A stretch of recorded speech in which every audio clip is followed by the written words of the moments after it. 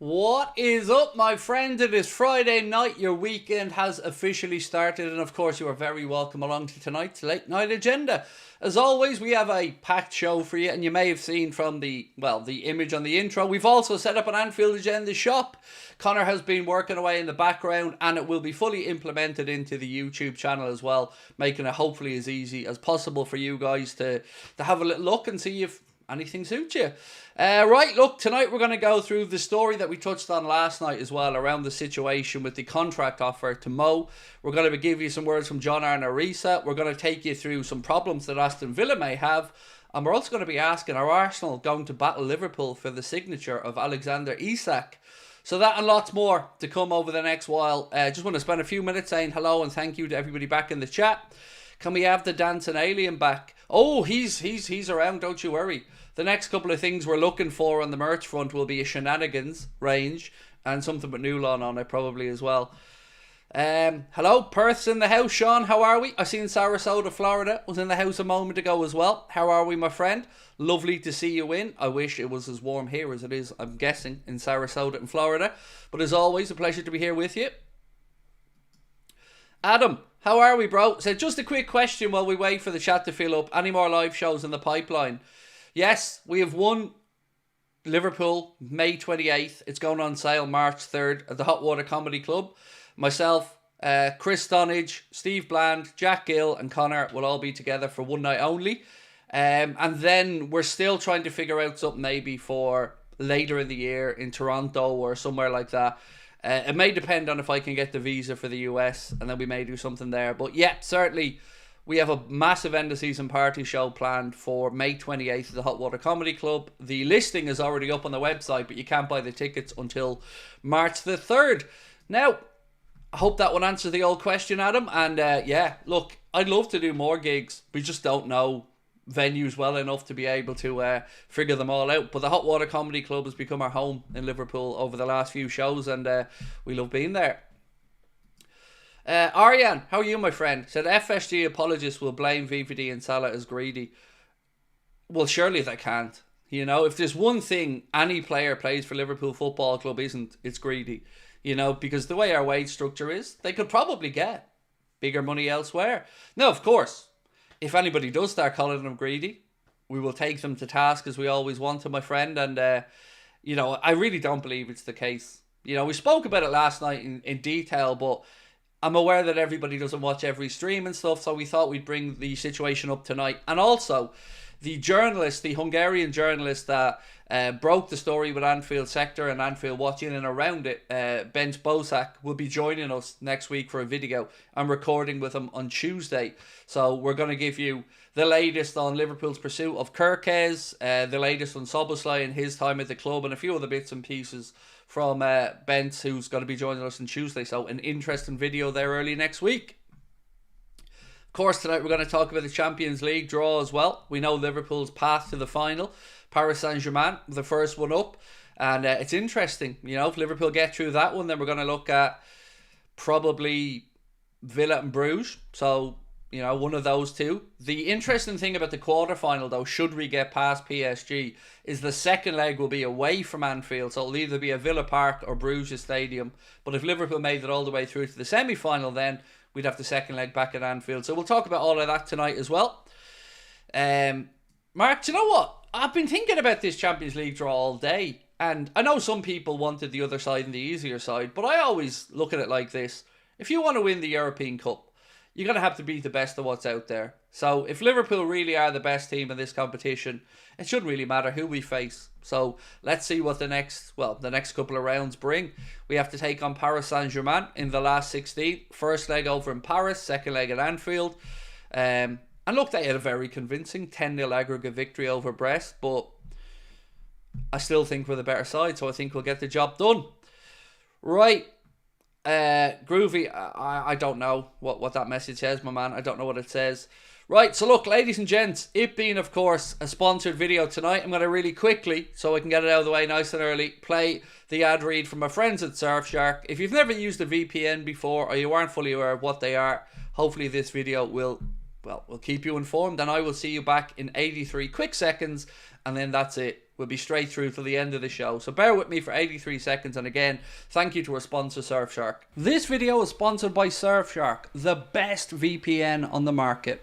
Surfshark is an app or browser extension that allows you to change your location to access websites in other countries and keep you safe and secure from hackers. Using Surfshark, we here in Ireland can access other countries' Netflix libraries or other streaming platforms like DAZN in Spain for all those important Premier League games. Surfshark keeps you safe and private by protecting everything you do online.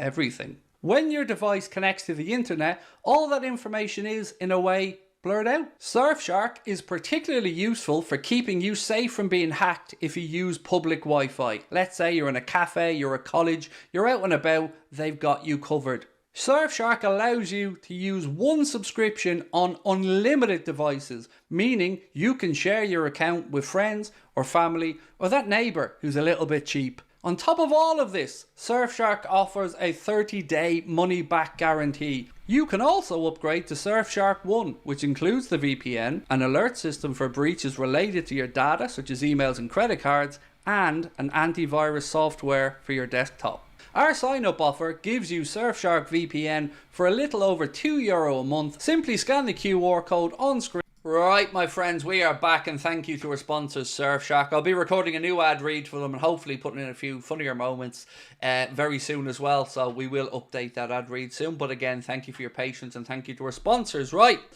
the Anfield Effect said, Craig, you're my motivation to start my own Liverpool channel. That's so beautiful, my man, and I wish you the very best with it. You know, I always say this, there's enough room out there for all of us. Plenty of different content creators with different opinions.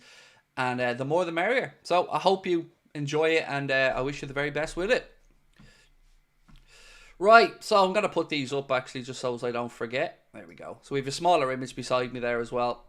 Craig, I don't want to sound cringe, but you saved my life. I was going to take my life when I lost Carter. I can't thank you enough.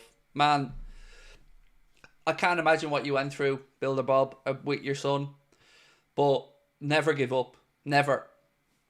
You know, I know it's impossible to think about it, talk about it now, but, you know, time does heal and you will move on and find joy in your life. You'll never forget your son, Carter. Of course you won't, mate, but, you know, never give up.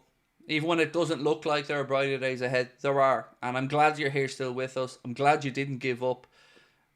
And I'm sure you'll carry on to make Carter's memory proud and to make yourself and your family proud. But we're here for you should you ever need a chat or to vent. You know where we are, my man. Kieran, how are you? Kieran Mullen. How do you offer the current #1 player in the league for goals and assists a pay cut? I mean, here's the thing, right? I'll go back and read this out again. And thank you, Kieran, by the way, for being with us 19 months as a member, as an Ultras member. That's incredible. So again, just a recap on this for last night, in case people weren't in. The story initially comes from a renowned Egyptian journalist called Ahmed Atta. And this piece said, what I know now that recently Salah got a formal offer with less than, not even close to his current salary. So I don't know what Liverpool's administration are thinking in the boardroom. What's interesting about this is, to the best of my understanding, I've not seen any of the Liverpool-based journalists or anybody that covers Liverpool rubbish that. And that makes it interesting to me. Because what we do know, Kieran, as Liverpool fans, is that there have been confirmed contract offers to Mohamed Salah, Virgil van Dijk, to Trent Alexander-Arnold, to Ibrahim Konate, and I believe to Luis Diaz. But don't hold me on the Diaz one. The other four, we know that there are contract offers there on the table for them. And the phrase that we keep seeing written is the offers remain on the table. But we also know that nobody signed them offers. So I had a hunch for a while that they were being lowballed. But of course, we had no way to know that. It was just a hunch. So I didn't run with anything because I didn't have the stuff to back it up. But now we see the story to come out to say that he's been offered less. Now, as I said, if this was a false story, I'm sure it would have been pulled apart at this point. But it hasn't been. So, as you've said, Kieran, how do you offer a man that's at least as good as he was in previous years, less money than he's on? You know, whatever about not offering the man a pay rise, to offer him a significant amount less than he's on. Who's going to sign that? Do you know what I mean? Who's going to sign that deal? It's madness. And same would apply to Virgil as well. Now, I don't know what Virgil's offer is, but I know he hasn't signed it. And I know Canade hasn't signed it. So I really just don't understand what's going on. And I think Liverpool fans are all as equally frustrated by the situation. Now, we're not going to dwell on this entirely tonight. There's so much more I want to go through. I want to speak about the Manchester City game. I want to talk about the state of play in the Premier League as well. Sudeepta, thank you, my friend, for your super chat. Said Mo has 39 goals and assists already in the league only, and there's still 12 games to go. Absolute madness. Man, I miss Bobby Firmino. So, it is mad that he's got, as you said, in 26 games in, he's got 39 goals and assists, or 39 goal contributions. I never thought, seriously, I never thought they would offer him below what he's on. I thought maybe they'd keep him on the same money. And even at that, I was unsure whether Mo would accept that or not. Because, of course, I don't know Mohamed personally. But I know if I was in his shoes, or Virgil's shoes, or Ibu's shoes, or anybody's shoes, and somebody's offering you less money when you're still performing and about to potentially win a league, you're not going to sign that, are you? No matter who you are, you're not going to sign that. Nick said, can't say I'm fussed about the draw. In this draw, we won't have to play Madrid in a hypothetical final. How do PSG still scare people? They've been a European paper tiger for ages now. So, on the Champions League draw, Nick, I agree with you. Now look, I think I still have the draw image here, so bear with me. Is that one? No, I took it down, did I? Yeah, sorry, I took it down. So, the draw, in my opinion, is not the worst in the world. Now look, there's two sides to the draw. You can look at the right-hand side of it, Barcelona side of it, and think, okay, maybe the pathway through there is a little bit easier. You've got Dortmund, Lille, the two German clubs, Munich and Leverkusen, and then down the bottom of the draw, I can't remember who's down that side of the draw, but all the English clubs are over on the left-hand side of the draw. So Liverpool's potential quarter-final opponents would be Villa if we get through that. And then there's a chance you get Arsenal or one of the Madrid clubs if Arsenal get past PSV. So the second leg of the semi-final, if we got that far, being at Anfield, would be huge for me as a fan to look at that. But we can't get ahead of ourselves because Paris Saint-Germain are our opponents. We know we travel to Paris for the first leg and then Liverpool have the second leg at Anfield. And I'm not scared about it either, Nick. You know, they're a decent side with a decent coach. But like I've said, if you really want to win the Champions League, nothing like this should be scaring you. You should be looking at this and thinking, right, well, that's the pathway, that's what it is. And also, I'm kind of glad we stayed away from Munich because, you know, they have a chance to get to a final in their own stadium. So they're going to be going all out to try and make sure that they can get through that side of the draw. But it is an interesting side. You know, the potential of quarters against Villa or Bruges and then semis against either of the two Madrid clubs or Arsenal will be very, very intriguing. I don't know who people think gets through the other side of the draw, but I'm going to just open it up here now on my own screen so I can talk you through it. Right, so on our side of the draw, as we said, we've got Paris Saint-Germain, Liverpool. Then the winner of that will take on the winner of Bruges, Villa. On the bottom half of our side of the draw, you've got Real Madrid taking on Atletico Madrid, so a derby there. And then Arsenal have PSV Eindhoven. Now look, you'd expect Arsenal to deal with PSV Eindhoven, so then it'll probably be Arsenal versus one of the two Madrid sides. And again, that's not an easy pathway through for Arsenal. You know, they might have a fairly straightforward tie in PSV, but then they've got Madrid or Atleti. That's going to be difficult. So then semi-final for us would potentially be Liverpool versus either Atleti, Real, PSV or Arsenal. Second leg at Anfield. So I take that. So I'm not too displeased with the draw overall.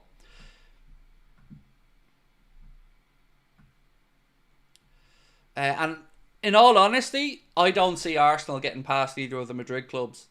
You know, I just don't. I think Real just have too much for them. And if Atleti can overcome Real, I think Atleti's defensive stubbornness and their frustration with the way that they play and set up against teams, I'd still fancy them to beat Arsenal as well. So I think we're going to be taking on, if we get that far, because we have a lot of work to do, I think it'll be one of the Madrid clubs in the semis. Now, a quarter-final against Villa would be very interesting. But let's not forget Simon Mignolet as well, and Club Brugge. Ben Richardson said, Liverpool versus Barcelona final, in my opinion. Well, that would be an amazing final. And look, it would be seeded teams 1 and 2, wouldn't it? So it would go with the seedings if that is the case. Craig, you had me crying with the my God, he's shit comment about Núñez. Look, like everybody else, I wanted Darwin to succeed, and I was willing to put up with the frustrations, the inconsistencies, but it all just came apart for me at the end of the game against Villa with his attitude. So I'm not going to be somebody that's going to be hammering Darwin or anything like that. I'm just going to try and say as little about him as I can, because I don't really have much time anymore for him. I don't wish any harm to him. I'm certainly not going to be instigating any campaign against him, but he will be moved on in the summer, and you know, it is what it is. On this, actually, by the way, if anybody's a member, have a look in the membership tab of our YouTube channel, and you'll see a 10% discount code there for members. If you do want to look at any of the mugs or hoodies or anything like that, you'll get a 10% off code in the membership tab of our YouTube channel as a little thank you for your support of the channel. Ben said, congrats on 300k. Thank you, Ben. Appreciate you, my man. So look, let's start going through the news, because there's a lot to get through today, including a link to another right back, which is one of the first links that I've seen. Credit for this to Bruno Andrade. P said, breaking, Liverpool have been watching Flamengo right back Wesley since last season and recently decided to make the first informal approaches with a view to elevating a deal after the Club World Cup, or evaluating, a deal after the Club World Cup. Credit Anfield Sector, who posted this on X as well. I don't know anything about Wesley. I definitely don't watch much Brazilian football, so anybody anything that they can bring to the table on this one? I've not seen a price mentioned either, but nor do I know if we need a right back. Again, it will all come down to what happens with Trent. James Bond said, you had a good week, Craig. It's been a busy one, but yeah, okay, thank you. Not too bad. I hope you've had a good week, Mr. Bond. I see you're moving over to Amazon now. How's Sabrina and Lucas and your daughter? Not sure if you remember me. I do, Lauren, of course. They're good, yeah. My daughter's working away. She's won't be home till Sunday. My son's upstairs, glued to his PlayStation, and Sabrina's just back from the gym. So yeah, we're all good, thank you. Would rather Frimpong if Trent leaves, said James Rigby. So, I'm going to ask a question on that, because this is a topic, James, that comes up quite a bit. So let me write this out, one sec.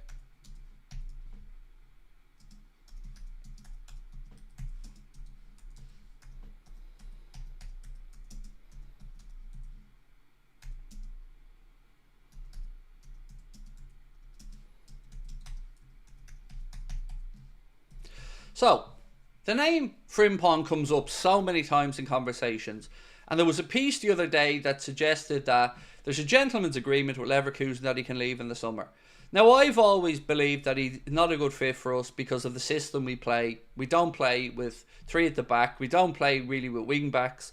So I don't think he's a fit. Unless you're bringing him in as a right winger, in which case I still think there's better options. So the question I've asked in the poll is, do you think Frimpong would work at Liverpool? Simple as that one. Because I want to know what most people think. Because it is a name that gets thrown about quite a bit. But personally, it's no... it's not that I don't think he's a good enough footballer. I just don't think, system-wise, it would be a good fit for us.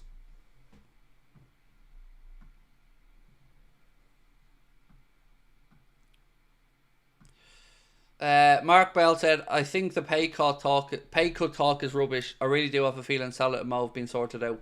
Well, Mark, I can tell you they haven't. Straightforward. And look, the question I guess I'd pose, Mark, is if they haven't signed, right? Let's just work off that premise for a second. Why haven't they signed? And when this story came out and was being shared widely on social media, again, I've not seen anybody discredit it or say that it's not true. Now, I've not seen anybody say bona fide it is. But, you know, this is a respected Egyptian journalist, and I would suspect that if he was way off the mark, Rami or Mo would have probably commented about it, especially with it being a very respected Egyptian journalist. So, you know, that's my take on it, Mark. If it is that they're done, I mean, there's absolutely no rationale with not announcing it, especially when we need as big a boost as we can get right now, and, you know, we need a happy dressing room. And there was another story yesterday that I mentioned. Let me just get it up here so I can read it out correctly. Where was it? So, a story from Graham Bailey yesterday said Liverpool players are starting to get frustrated with the way Van Dijk's contract is being handled. Murmurings and disquiet is the feeling amongst Liverpool dressing room due to the prospect of Virgil potentially leaving in the summer.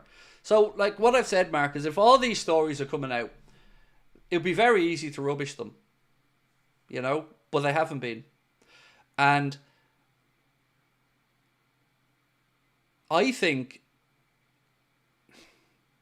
deep down the likes of Edwards and Hughes wouldn't mind losing Salah and Virgil because of their age and because of the fact that they don't really like committing money to players' contracts who are into their 30s or mid-30s. So we'll find out at the end of the season, I guess, or before then on the contract situation. But the fact we're even here, as I keep saying, is an embarrassment in itself. Tony said, I'm like you, Craig. He will not fit into our setup. Yeah, I don't think he would either. And it certainly isn't a comment on whether he's good enough as a footballer or not, because, you know, he's done very well. I just don't see him working in our system.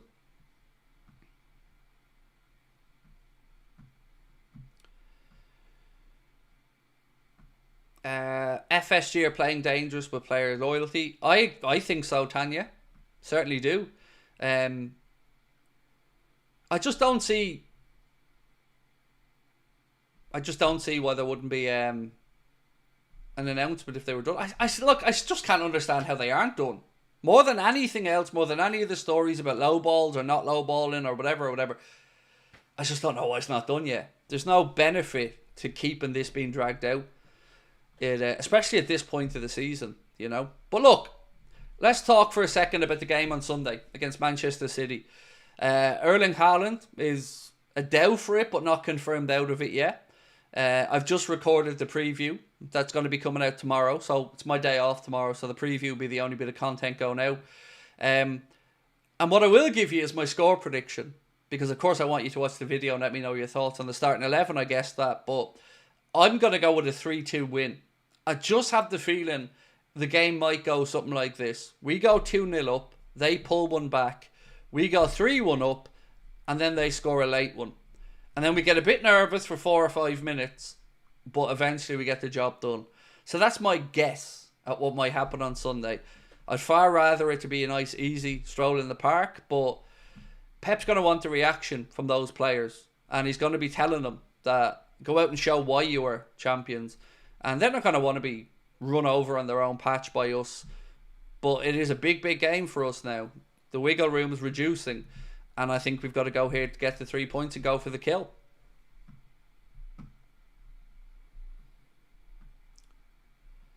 Badruddin said, honest question, Craig, do you think FSG will spend 200 million in the summer if they don't renew the contracts?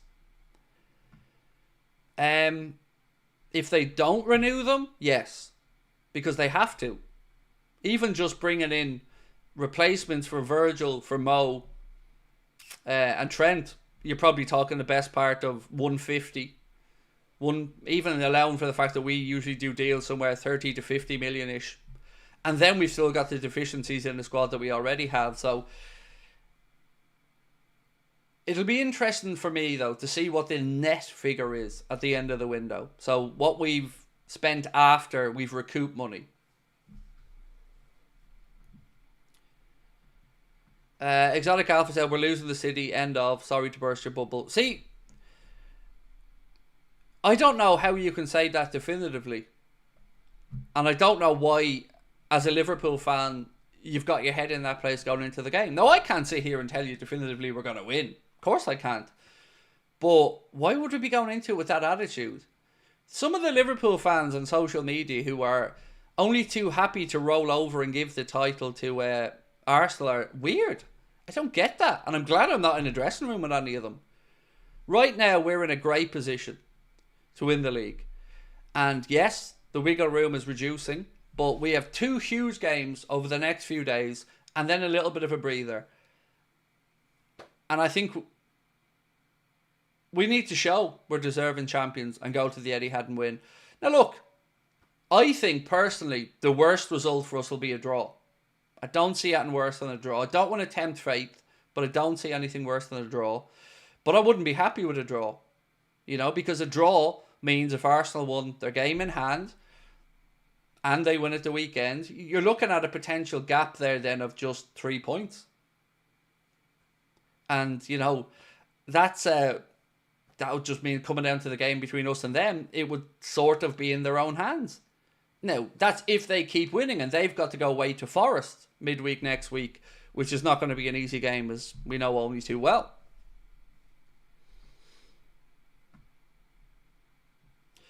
Kareem said, here's a stat for you, Craig. More people have walked on the moon, 12, than have dribbled past Van Dijk. I like it. Well played, sir. Very good stat, that one. Energy levels are alarming. Yes, they are. But I still don't really expect Arnold to make too many changes this weekend.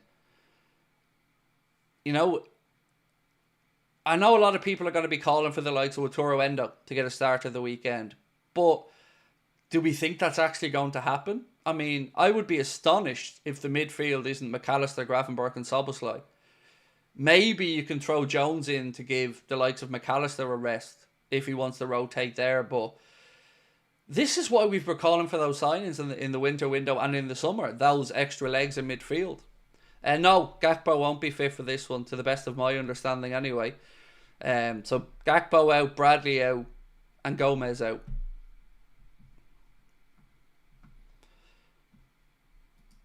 Brian said, if FSG don't secure Salah and Virgil, we protest. I'm gonna go with me. I'm gonna change that last word to protest just to cover you and me.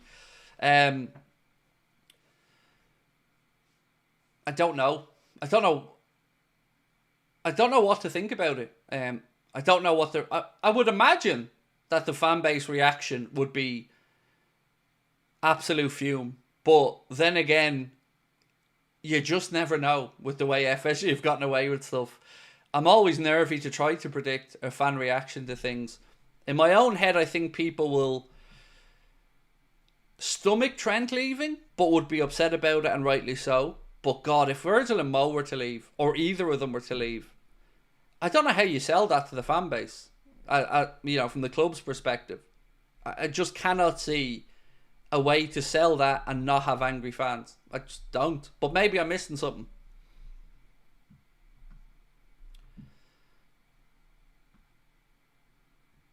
You think Gakpo's fit, is he? Sweet. Well, if Gakpo's fit, that's a massive bonus going into it. I was expecting him not to be honest.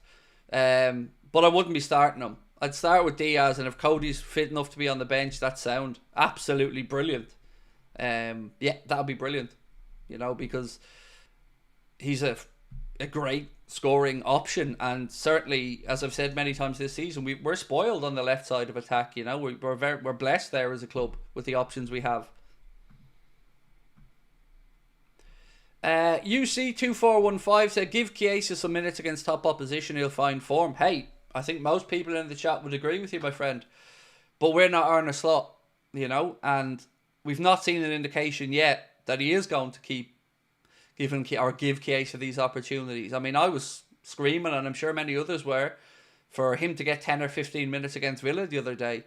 Because I think it is unfair to give him the games against the likes of PSV Eindhoven or Plymouth, where he's put into a much changed team, so he doesn't have the first teamers around him.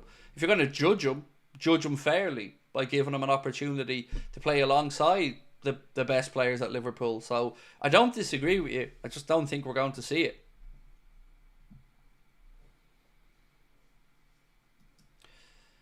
Nick, how are you, my friend? And again, thank you, Nick. Said, you say you're expecting a reaction from City. Do you see one from us? Yes, we haven't lost, but these draws from winning positions are frustrating. I hope for one from us, Nick. Yeah, I think if you go and get a win, it would be a massive statement. I think, you know. Arsenal fans will do the usual, jump on to try and undermine it, saying we beat them 4-1, blah, blah, blah. But for us, it would be a big statement of, right, the Villa game didn't go to plan. The Everton game didn't go to plan, but we're back. So I think if you don't get a win, the pressure is going to be ramped up from the outside immensely. You know, every pundit, every journalist, every broadcaster that wants the title race to go down to the wire are going to be piling the pressure on. And like I've said, if Arsenal win their game at the weekend, they're within 5 of us. If we play another game and draw it, and then they win their next game after, you could be talking 3 points. So it's pivotal that we go and win this game. Sorry, 5-1 was it? I thought it was 4-1, Philip. Sorry. But either way, you know, I think this is a big game. Like I said, I was looking for 7 points out of Manchester City, Aston Villa and Newcastle. And we've already dropped the 2 points in the first one of those 3 games. So it's, you know, it's a big game. Now look, who knows? It's Premier League football. I don't expect Arsenal to drop points against West Ham this weekend, but you never know.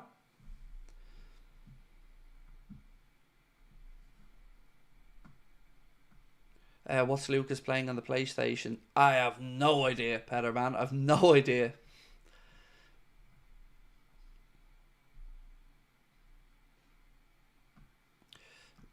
Lauren, so Man City supporter new from college said Haaland has a lot more of a global impact than Ian Rush. I mean, I don't even know how to compare that.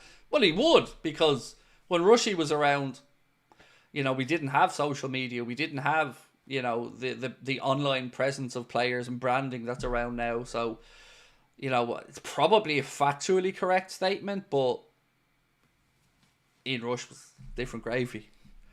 To be fair, though, Haaland's not too shabby either. Heavy Metal D, how are you, sir?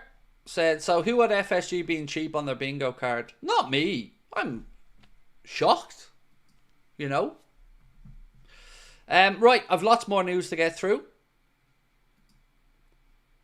Let's talk about Manchester United for a second, because the Telegraph put out a story and Kieran Maguire, football finance expert, quote tweeted this, and it said, in a leaked email, Manchester United CEO threatened staff with the sack if they leak emails and other information.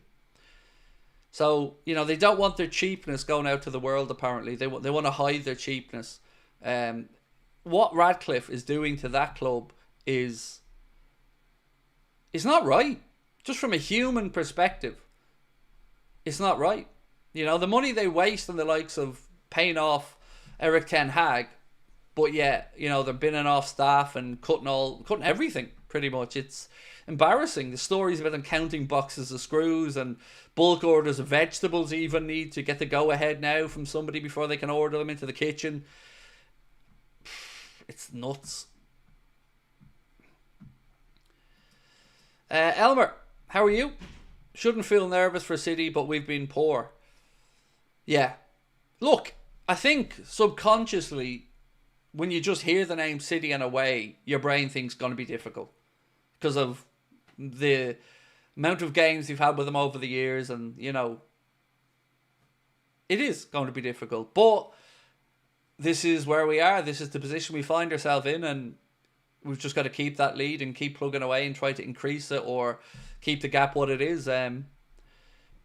Big game, you know. But after this and Newcastle, it eases off a bit, and then you think to yourself, right, well, let's see what Arsenal are made of. Because we're fixated on our own games right now.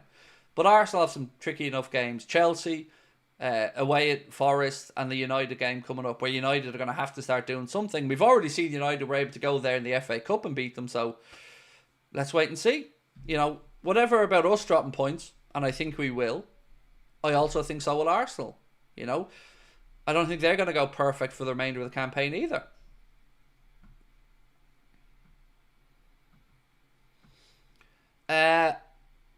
Mukrab said, Craig, crazy fact, Trent has the second most tackles this season in the Prem for Liverpool, only second to Maka.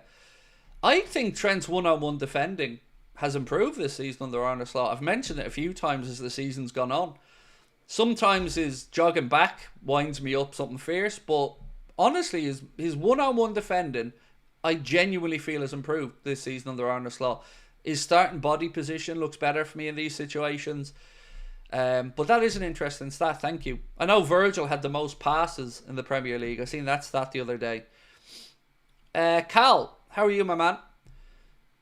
Have you heard there's been a meeting between the club and residents of Skerries Road behind the stand about acquiring the houses? Yes. I'm going to cover that in the late night video tonight. So there's some talk that they're going to be offered, the ones behind the King Kenny stand, they're going to be offered to be given an alternative house in the area, a brand new house in the area, and 50 grand. That's a story that I'd seen doing the rounds as they look to then extend the Sir Kenny stand. And there's talk about the rail link having to be sorted out there as well. So yeah, I'll go through that on tonight's video, but somebody was kind enough to send me the story, and I'm going to talk about it later on tonight in the news roundup. TOTT2KZ1, how are we, sir? Come on to watch the go, Craig. I see merch, I buy merch. Cannot wait for the hoodie, t-shirt, WFM. Where's the money, John? Well, I ordered myself the white hoodie, and I ordered the black one that you can see on the screen there for Brian. I'm going to send that over to him. But yeah, if you are a member as well, as like I've said, check out the Anfield Agenda shop. And if you're a member, check the membership tab of the channel. You'll see a discount code there to get you 10% off as well. And by the way, before anybody has a pop at me about the pricing of anything, let me just give you this. We make €4.50 on the hoodie. €4.50. So it's not like we're creaming money off this. The integration and the setup costs of the way it's all worked out, the prices are what they are, and they're the lowest we can actually make the prices. Genuinely, we could not make them physically any lower. We wouldn't be allowed to do it. So for me and Connor, I promise you, it's not about money. We don't care about making money off merch. But the idea of you guys walking around in an Anfield Agenda where's the money, John, hoodie, or an Anfield Agenda mug on your table, that means the world to me. That means more to me than the money, because it bonds us. So that's the way we look at it anyway. And next up, we're going to have a Shenanigans range and a Nulon range and a few other bits and pieces. And the good thing about this company, the way it's set up on YouTube, is it's integrated into our YouTube channel, and shipping is pretty straightforward for every country. So they've got a global presence, which is why we've taken the hit on the profit margins a huge bit, just to make sure it's as easy as possible for everyone to use. Lauren Craig, make the hoodie out of the haters' tears. Oh, wait and you see. You know I'm a shithouse, right? Keep an eye on X over the next few days. That's all I'm going to say to you. Because we here at Anfield Agenda will once again be making our friends in the journalistic world an offer around our merchandise to keep them warm on those cold days when they're in the press box at Anfield. Keep an eye out.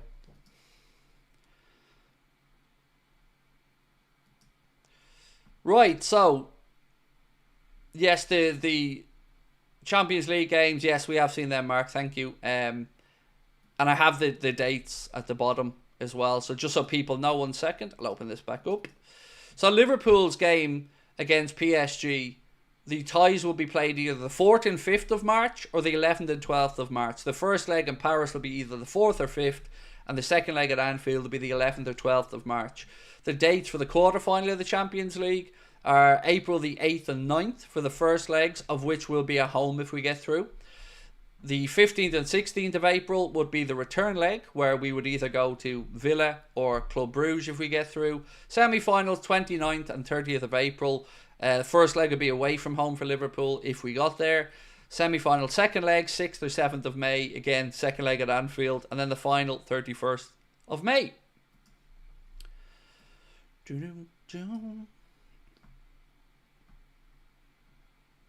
Craig, Hope you're doing well. Was wondering if you've heard that Juventus are willing to sell Dusan Vlahovic for only 25 to 30 million euro. I haven't seen that one, no. I've always felt like he's far more likely to end up at Arsenal in my mind. Does that make sense?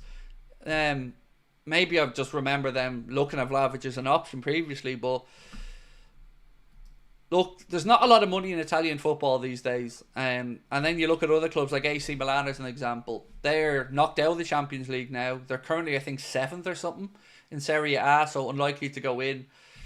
It's not the league it once was, so I would imagine that there would be some potential bargains to be had there. Craig, if I was able to buy an Oasis ticket, I'd give it to you and Connor. Connor doesn't need one, Lauren. Connor already has one. It's only little old me that can't get an Oasis ticket. But do you know what? In all honesty, I've seen them quite a bit when I was younger, so I'm not too upset about it. My mate gave me a message earlier on today, though. We're going out to see Henrik Larsson next week. He's doing an evening with Henrik Larsson out of the Helix in Dublin. And my mate Jimbo's a massive Celtic fan. And he says he's got a couple of tickets and he asked me if I want to go along with him. And we're not playing next weekend, so off out to see an evening with Henrik Larsson, which should be enjoyable. So if you're heading out there and you see me, do come up and say hello.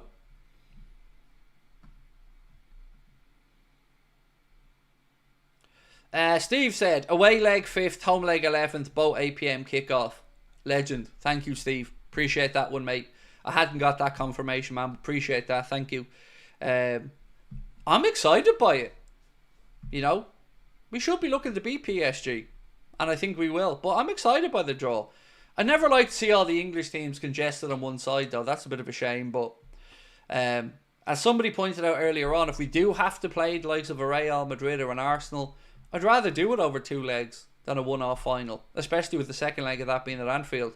And no Premier League refs or no Premier League VARs. Yes, please.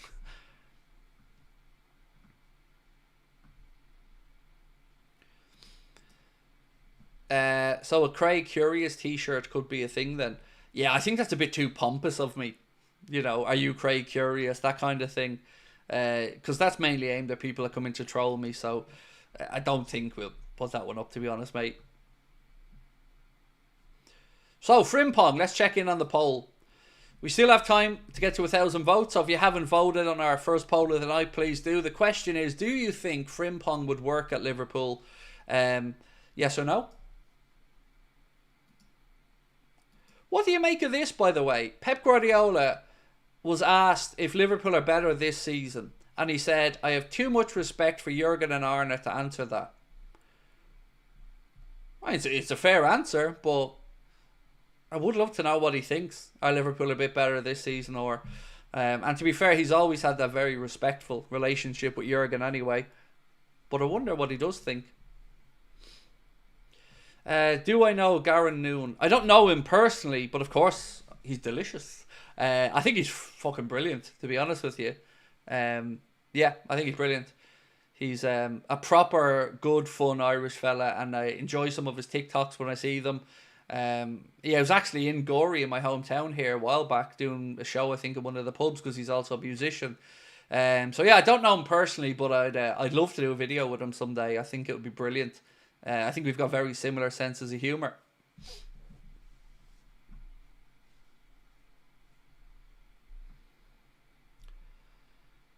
Aaron said, frankly, it's a great answer. I think it is. It's the right answer. It's a respectful answer. But I would love to know what he thinks. Who would you rather face in the semis, Real or Arsenal? Oh, Madrid. Yeah, I think they would both be very, very, very close, cagey games. But if you lost to Arsenal in the Champions League semi-final, that would cut deep.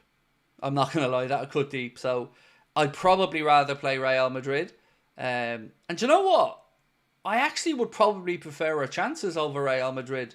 I think Arsenal would be a really cagey affair, and I think it wouldn't be the best of viewing from a spectacle. But I think us and Madrid would be 2 better games of football.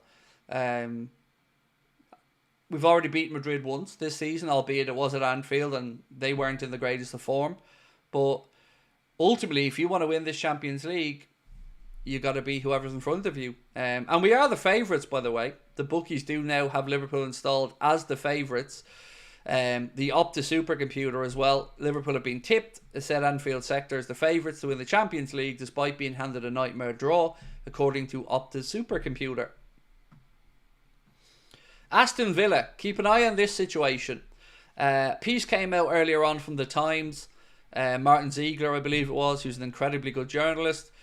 Martin wrote a piece, and this said, Aston Villa's challenges in complying with UEFA and the Premier League's financial regulations were exposed last week when they asked fellow top-flight clubs to increase the limit on spending on player wages and transfers. And it's believed Aston Villa are set to breach UEFA's spending rules. It's also thought that it'll be a fine that Aston Villa get for this breach of rules, but keep an eye on that situation. I mentioned to you guys the other day about turnover to wages ratio, and you know, we had clubs 40%, 50%, 60%, 63%. Aston Villa were at 95% of their turnover ratio to what they pay in wages, which is just too high. Paolo Atan said, Craig, if we place Arsenal in the semis, it'd be 3 games in a row. Again, spot on, my friend, yeah. There is the potential, as you've said, for that to be 3 Liverpool-Arsenal games in a row. So let's wait and see what happens. Says here, Liverpool could play Arsenal in the Champions League semi-final, second leg at Anfield on the 7th of May, and 3 days later play Arsenal in the Premier League for a potential title challenge. It would be a massive, massive week if that was the case.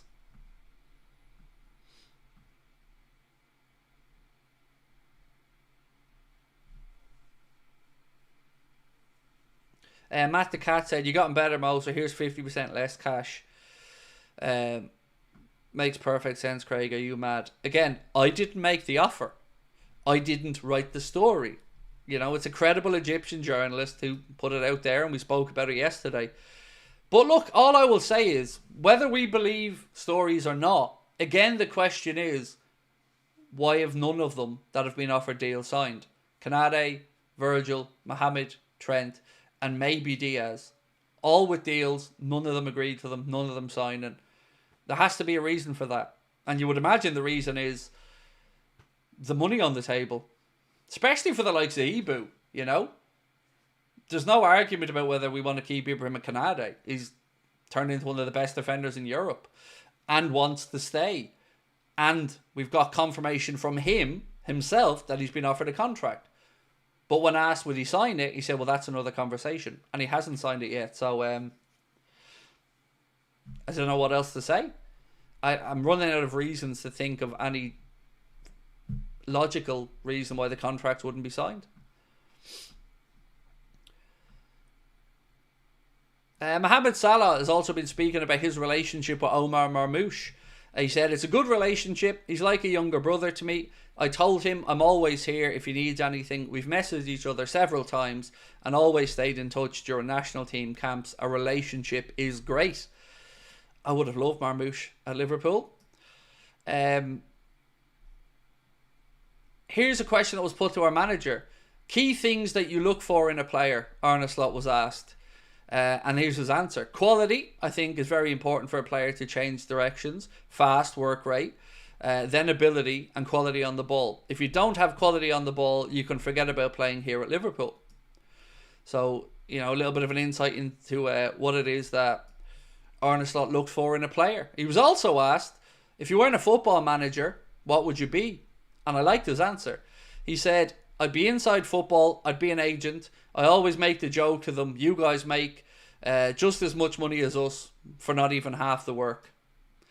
So he's probably right on that one, to be fair. I'll never understand how agents get so much money out of the game.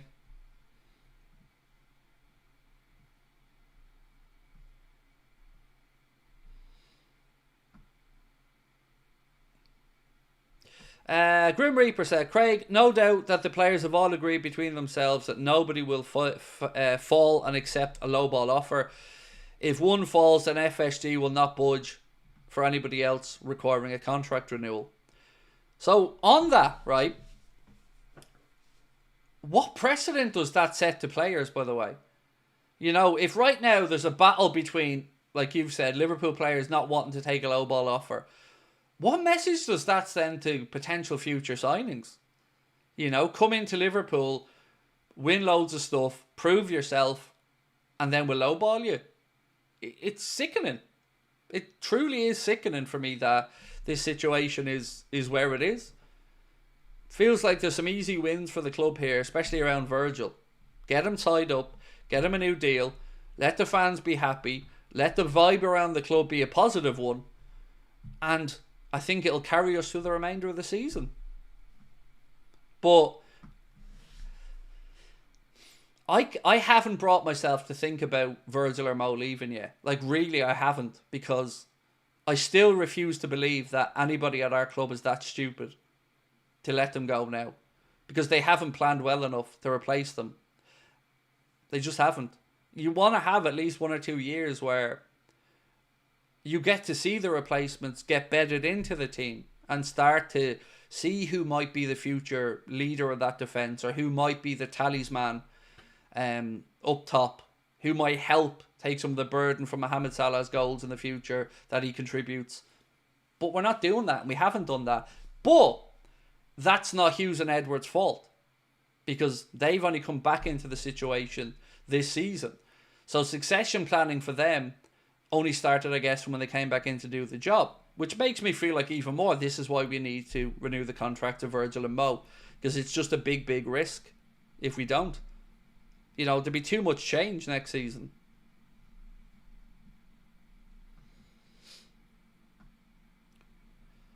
Liverpool versus an AC Milan Champions League final. That's impossible, sir. They're already knocked out of the competition. I think he meant Inter Milan, which could be possible because they're on the other side of the draw. But AC Milan got knocked out by Feyenoord.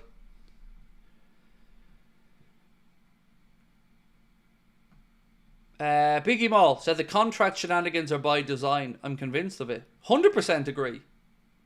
No doubt in my mind, mate, it's by design. And like somebody else suggested, I think they're playing on the players' love for the club. I think they're trying to use that as a way to cheapen their offers. And I don't like it. I don't like it one bit. If you don't want to pay them, then let them know and move on. But the way this is going now, we're at the point of the season where we've 12 league games to go, Champions League knockout stages, a cup final coming up, and our club are taking the piss still. You know, but you want these guys to go out on the pitch and give 100% and leave it all out there. You want full commitment from them. You want them to live the life of an athlete and go out there and deliver. But yet you don't want to tell them that you're backing them, that you still believe in them. You know, if I'm in Virgil Mo's shoes right now, I'm thinking, this is a piss take. You know, I could go out there and run myself into the ground this season. I've had, potentially with Mo's case, the best season I'll have ever had. And I still don't know if the club think I'm good enough to stay. That is ridiculous.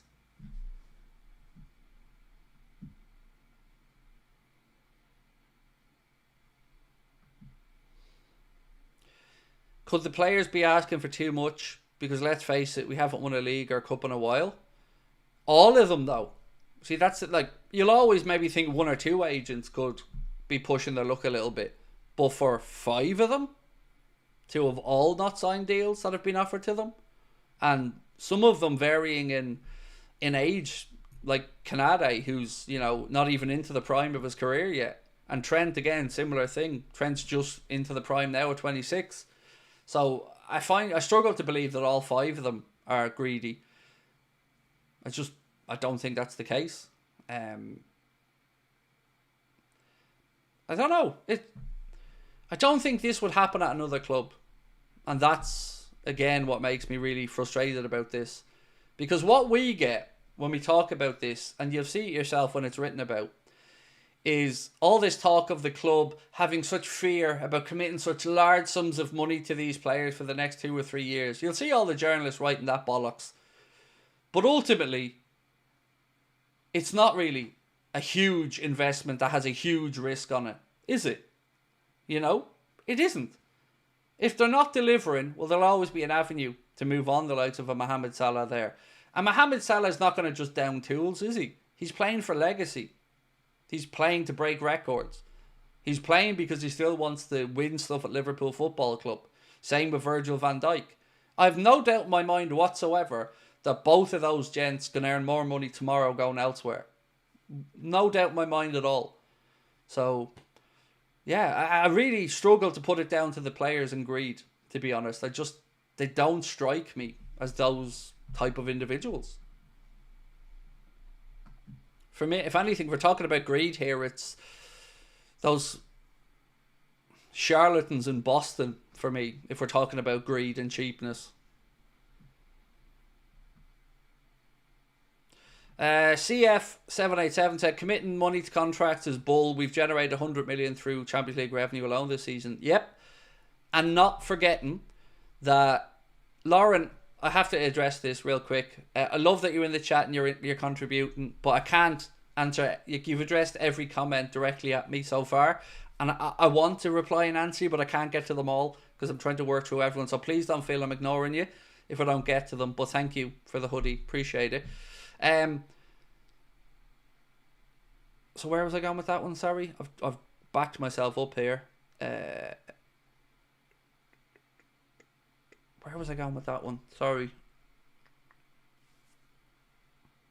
The greedy owners, yeah, sorry. On top of that, we've saved the money from the wage bills of Adrian San Miguel, Thiago Alcantara and Joel Matip, which, as we know, because we were told, is about 17 or 18 million quid a year. And that money hasn't been utilised because there has been no extensions of a senior player since then. So they've saved a load of dough previously on wages and they haven't reinvested it. And how much money have they also saved by not giving these lads pay increases a year ago? So cheapness is the word. And on a night like tonight where we're talking about that, genuinely, where is the fucking money, John? Where's the money? So check out AnfieldAgendaShop.com and have a little look-see. And you can go out into the world and ask John that question. Where is the money? Because I think we've every right to ask that question now. And if other people aren't going to call out the owners, then I'm going to keep doing it. And doing it. And doing it. And journalists can do what they want, but I'm going to keep doing it and saying it until they step up and become proper owners of this football club.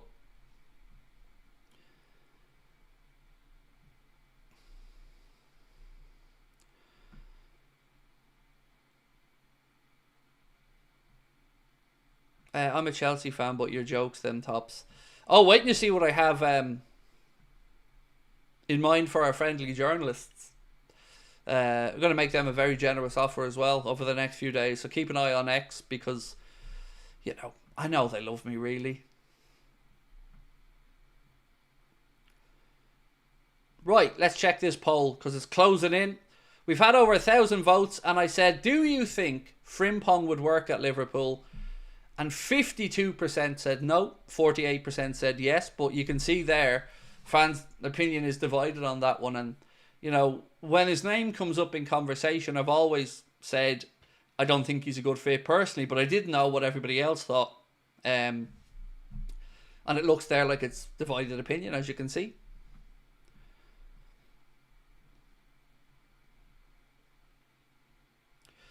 CF787 said, I thought you were over the top on the owners previously, but I'm there now. They're toying with their season by not renewing, and it's self-sustainability. What the fuck are they doing letting them go? Look, so on that, right, you thinking I was over the top on the owners, I can understand that. Of course I can. But the thing is about this, right, I don't think I'm as bad towards the owners as it's made out. Because I never go personal. I never take it onto socials or encourage others to have a pop at them. I credit them for the good stuff that they've done. I openly say that they are by far and away not the worst owners in the Premier League. I have 2 issues with them. And I've been honest, open and upfront about these issues all the way through. The Super League fiasco was absolutely incomprehensible to me that they did that. And then the spending. Because you can't ignore every single year that the clubs in and around us are spending more money. And we went through the wage bills the other day. We're always being told that Liverpool have this really high wage bill and it's a big problem for us. Well, I'm going to run through those numbers for you again so you can see what the wage bills are like for the top clubs in the Premier League. And then you can ask me, or you can ask yourself, who's full of shit here? Craig, or the people who are trying to tell us all the time that we're struggling because of a high wage bill? Well, let's have a look-see at the numbers. So, biggest wage bill in the Premier League for the 24-25 season. So for last season, so this would be before Erling Braut Haaland's big contract, before Guardiola's new contract, before the £300,000 a week for Omar Marmoush, Manchester City were spending £215.5 million per season on wages. So 215.500000. Second on the list, Arsenal, another competitor, who have a wage bill of £172.1 million. £172.1 million. Third on the list, Manchester United, who have a wage bill for that season of £171.2 million. Chelsea, £160 million. And Liverpool Football Club, fifth on the list, with a wage bill of £128.8 million. A full, 88 million less than Man City. A full almost 44 million a year less than Arsenal. So between that, having a lower net spend than these other clubs as well, that's why I got to the point of saying, no, I'm done with FSG, because they're living off managers overachieving. And yes, they get the credit for bringing the managers in, because people love to point this stuff out. Well, who brought you the managers? Yes, they brought in the managers, but they haven't done enough to back them. And that's the problem. I don't care about the owners, because the owners are custodians of a football club. They're not going to go down in the history as people who mean a lot to Liverpool fans or to me. They should sign the checks and that's the end of it. But we also have owners who are absentee owners. We have owners who are buying more and more sports clubs and franchises around and diluting their interest in Liverpool. We have owners who are not backing managers in the market. We have owners who are taking the piss about the PR that they put out and making sure they keep friendly journalists on side while, dangling the carrot in front of them. They're a piss take. So, if people think I go too far with it, I get it. But I think if you actually watch and listen to what I'm saying, everything I've said has been consistent. I think they're cheap. Simple as that. They bought the football club for about 300 million quid, and now it's valued at conservatively 5 billion. And they still won't invest the money into player sales. And we keep getting this bollocks about sustainability as if debt in football is a dirty word. Ask any accountant if football debt is naturally negative. It isn't. But we get spun this yarn all the time, and what makes it all the more galling is that the journalists who cover the patch buy this narrative, sell this narrative constantly, and never ever question it. And that's unacceptable. It's unacceptable that they don't ask the questions, because they're the only ones with the platform to do it. I can sit here jumping up and down shouting about owners forever, but I'm not sitting in front of them. I'm not sitting there in front of Richard Hughes or Arne Slot or any of the guys that I can pose these questions to. But they don't do it. They just don't do it. So yeah, it's up to everybody what they think about the owners. And I'm never trying to say they're the worst in the world, because they aren't. Give me them over the Glazers any day of the week. But it's consistent underinvestment. 2 transfer windows now where we've turned profits. And not we turned profits because we sold a huge player and brought in a load of dough. We've just done nothing. They've allowed a player in Trent Alexander-Arnold who can walk out the door for free. Now, just think about that from a business perspective.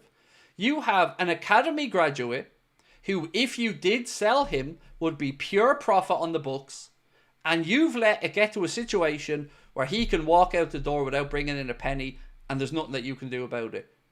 That's not a good owner. And I don't care if Lynch or any other journalist wants to say it's down to Hughes and Edwards for these things. That particular one absolutely is not. Because they only came in when this situation was already at a point where it was a piss take. So that isn't a good financial decision. Not being able to get a transfer fee if you were to lose Trent. I don't even understand how it's a question at this point. They're piss takers. And when I've got businessmen, and I mean proper, powerful, rich business people messaging me, emailing me, telling me that they don't give a damn and they're in this to rinse money out, it's undeniable to me that FSG don't care. It's undeniable to me that they cheap out.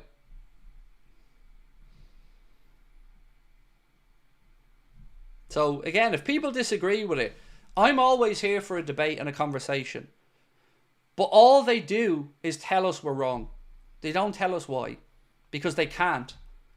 You must have noticed this on socials. You'll see all of them, all the supporters of them telling us we're wrong. But they never tell us why.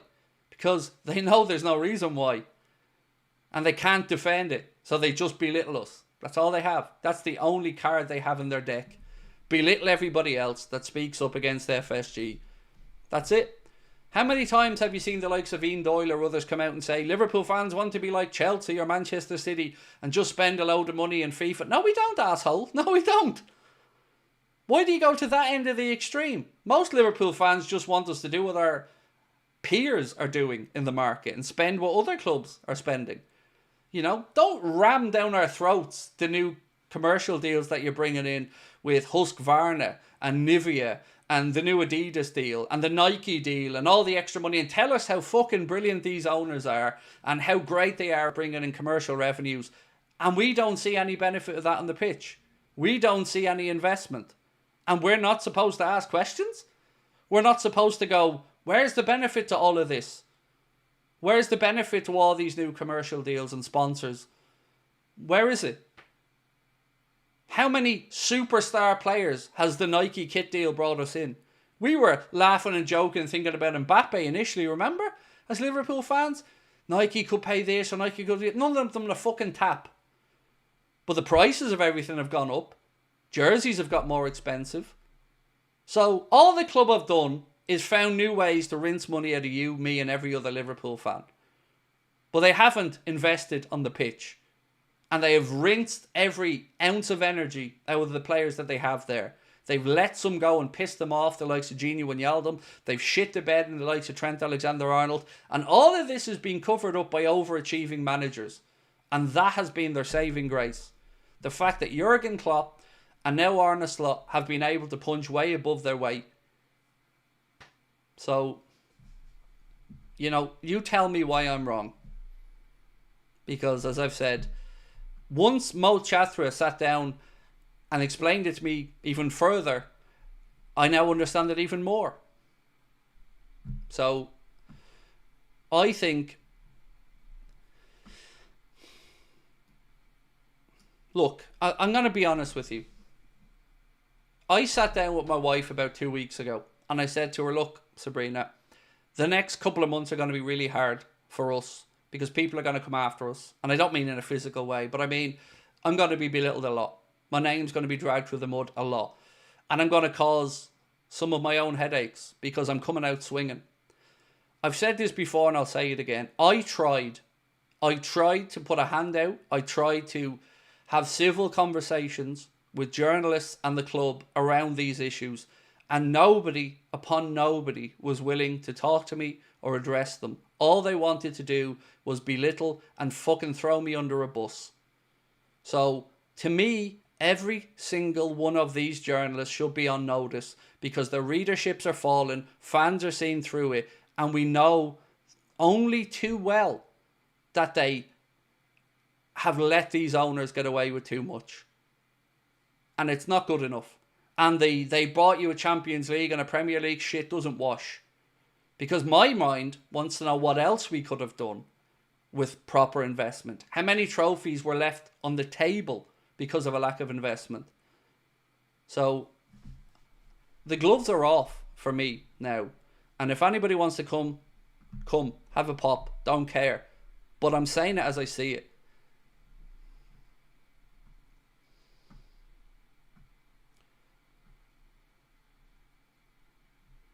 £100 for this season's home shirt, and I can't afford to even buy my club shirt in FSG.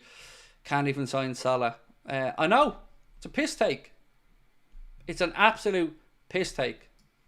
How much do they charge for signed jerseys? Because I can buy them in loads of different places for half the price that the club sell them for. They're just greed. It's greed, greed, greed. And again, the hospitality tickets, the extra tickets in the Annie Road end, all of it, greed. Greed, greed, greed. All of it. And nothing on the pitch. Money out of your pocket. More money, greed. Nothing on the pitch.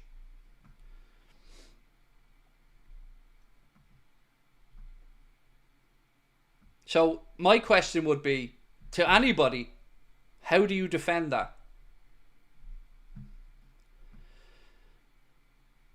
Mark said, that's cheap. FSG, stupid plan from day one. Offer Salah less. No one will know about it. Salah basically refused, then go public. We tried. That 100% sounds like what I think is happening, mate. Yeah. They go and they put out the whole we tried nonsense. Also, have a look at the journalists that do cover our club and ask yourself, how many of them have previously worked at the club, and watch how many of them you may see working at the club in the future. Again, I'm not wrong. Show me a single bit of fan content from anybody who's been negative about these owners that gets access. You won't see it. So again, look through who works for the club and who used to, and you'll see a very similar fucking pattern. And then they all think they can look down their noses at me and fan content. Not going to happen. Gamer Boy said, where will we get the goals from if Salah leaves? Yeah. See, is it weird that I've never really worried about replacing goals at Liverpool? I'm not saying I'm not worried about replacing Mo, because they're huge shoes to fill. But for me, the big difference and the turning point for Liverpool to win a league title again has been the defensive side of things. So the signing of Virgil van Dijk, Alisson Becker, Fabinho, players like that. So I'm not as concerned about replacing goals, because we've always found a way to score plenty of goals. And we've been spoiled as Liverpool fans to have some absolutely incredible strikers and wide players over the years who've chipped in with lots of goals. And I also think that it is impossible to go out and replace Mohamed Salah's goals. So I've never really gone down the road of thinking, right, who's going to give us 40 goals a season? I think they'll get spread around, but it will be interesting to see how ruthless Arne is in the summer.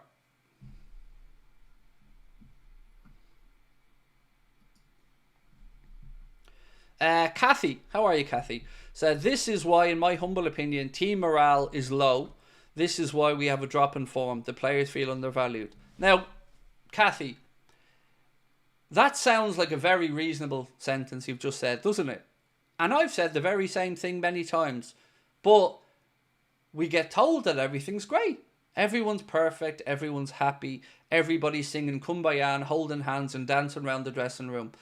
But that's not human nature, Kathy, is it? Like you've said, if any of us were in this position where we're either one of the club's best ever goal scorers, one of the club's greatest ever defenders and the club captain, or a local boy who come through the academy system and is coming into the prime of his career, and none of those have been sorted contracts.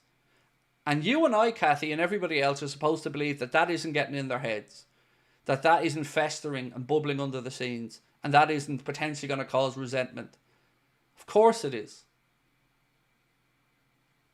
Of course it is. Because that's the way humans work. And we get told they're professionals and all this shit, but that doesn't matter. They have families, lives, the kids are in school, and they still don't know whether next season they'll have to uproot and find a new city to live in with new schools and new friends for their kids. There's just so much about this that doesn't make any sense. Unless what our friend a minute ago said is the plan is, well, we tried and move them on anyway. There's no logical reason why this contract couldn't be done for Virgil or Mo. None.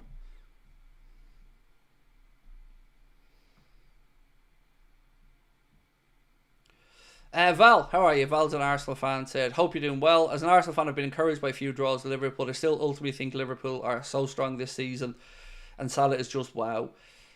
Yeah, look, I think, Val, both of us drop points over the remainder of the campaign. I'm hoping, you drop a few more than us, but I think, we've been focused on our own run of games at the minute, which has been a difficult one, and we're in the midst of it. We've Everton, we've got Villa. I know Wolves are in the middle of that. Then we've got Manchester City and Newcastle. So we've been fixated in our own little mini burst of games. But, looking over my shoulder and looking at Arsenal's one, I'm going to be a very keen observer of the result against Nottingham Forest when you guys go there midweek. Alistair. Thank you, Alistair. Sorry, just got a hiccup. 1 sec.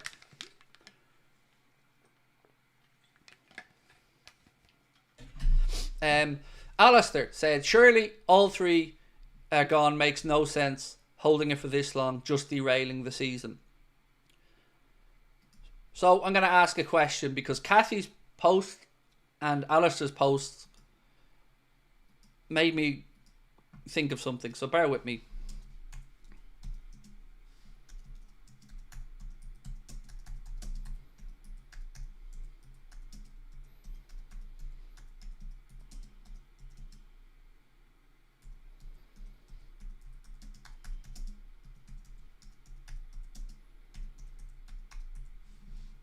Right, so question I'm going to ask is, do you think the contract situation is causing the players issues?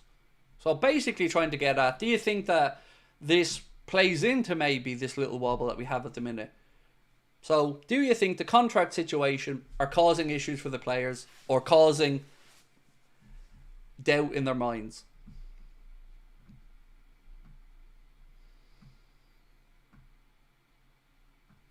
Jason Sanders Fox, how are you, Jason? Said positivity spreads through the players just the same as negativity. Exactly. Which is why I keep saying, imagine the boost in morale right now, Jason, if you or I and all of us woke up to see the contract done and sorted. Or even at this point, your captain. Imagine that. Imagine tomorrow, before the Man City game, we get an announcement that Virgil van Dijk signed a new contract at Liverpool Football Club. Imagine the goodwill and the vibe change in the fan base there very quickly. It feels like an easy win for the club. So why not do it? Raz Scott said Grav and Mac are exhausted too. They are. But when I scream for a signing in midfield, I'm told, where's the room? How do you improve it? See? But every year I have to go through this stuff with people. I'm not talking about you guys, by the way, but every year I call for an extra body in here because we need it. And every year I'm told, you're top of the league, shut up, what are you moaning about? And then every year, like clockwork, the issues start to come in. And the wobble comes. And the conversations around fatigue come up. And injuries start to happen. And I go, hi, I'm Craig. I mentioned this in the summer and in January. And then everybody just has a go at me anyway. You don't need to be Nostradamus to predict this stuff. We've enough of a sample of this happening over the years to know that it was the wrong decision. But yeah, it gets written about as being a brave, courageous decision to hold their nerve to not make signings. It doesn't take nerve to be cheap. It takes nerve to actually go out there and be proactive and go to win the title, not fall over the line. Grab it by the scruff of the neck.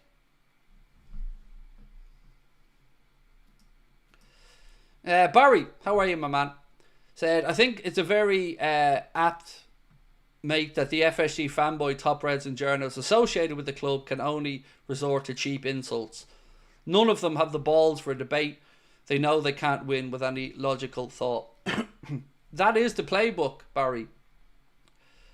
Again, Dominic King tried to respond the other night to me, and the best he could come up with was who called out the £77 tickets, who called out the Super League and the furloughing of staff.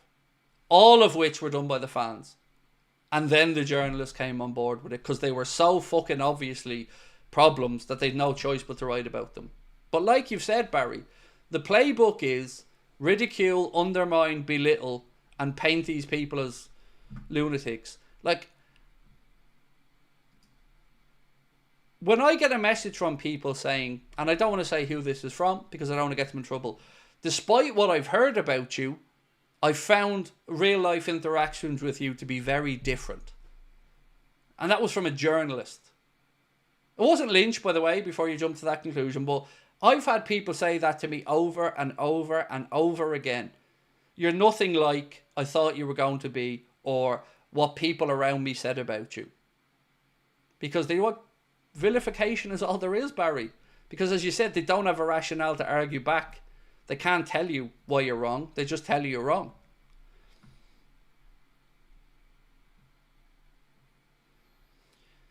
Keith said, Craig, I said this to you before, but I was always told by people you're not supposed to tell the truth anymore. Yep. It feels that way. It feels like you get more benefits from keeping your trap shut and playing the game. Despite what every one of our parents taught us growing up. Despite all of us were told the difference between right and wrong. All of us were told courageous, brave people speak up. But yet what we see in life is, whether it's a whistleblower or somebody else, they get trounced, ridiculed, belittled, undermined and fired a lot of the time. So yeah, the world we're currently living in seems to be rewarding cowardice. And I can't be that. I can't be one of those people. Off topic, no YouTube plaque for 300k. No, Yusuf, it's 100k, a million, 10 million, 100 million. I don't think I'll be needing to worry about any more plaques, to be honest with you. I don't think we're ever going to get to a million. And yeah, I've got the YouTube silver play button for 100k. And do you know what? The goal would be to try and get our Clips channel to 100k. So if you haven't ever subscribed to Anfield Agenda Clips, please do. It's at like 42,000 at the minute or something. But yeah, man, I'm never getting that. I'm never getting to a million, so I don't think I'll be worrying about that one. AD said, at this point, I wouldn't blame Trent for leaving. See, I just don't know what the situation is with Trent, mate. You know? I hate the idea that perhaps he's sitting there with a lowball offer and an offer from Madrid on the table, and that maybe he wants to stay at Liverpool, but he doesn't want to commit to Madrid yet because he's hoping beyond hope that maybe another deal comes that's better from the owners. And I don't know this. Of course, I'm having to, same as everybody else, we're all having to try and read between the lines and guess what's going on. But factually what we know is, and I can't repeat this enough, every journalist that covers our football club wrote some version of what I'm about to say in the summer. Top of the list of priorities, or first thing in Michael Edwards and Richard Hughes' inbox, is to resolve the players' contracts. You've all seen some version of that written. And here we are, July, August, September, October, November, December, January, February. 8 months. 8 months since the journalists wrote those statements, and not fucking one. Not one contract sorted out. And that was the top priority. It wasn't you that said it. Wasn't me that said it. Everybody wrote it. Top priority. But for us to call them out, how dare we? Do you know what I mean? Like, it's almost mental at this point.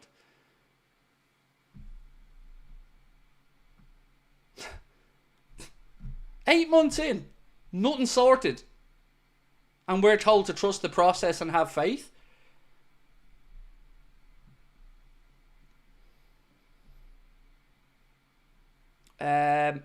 Dylan said, Darwin has to go. We can't stick by him anymore. He performs once every 2 months at best and isn't good enough to be our main striker.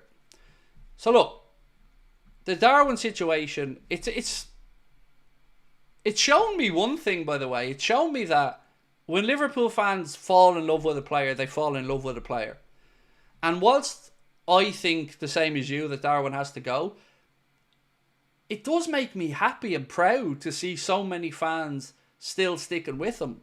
Now, for me, the game the other day was the straw that broke the camel's back, but I'm never, ever going to give out about the travelling cop singing his name or people trying to support him.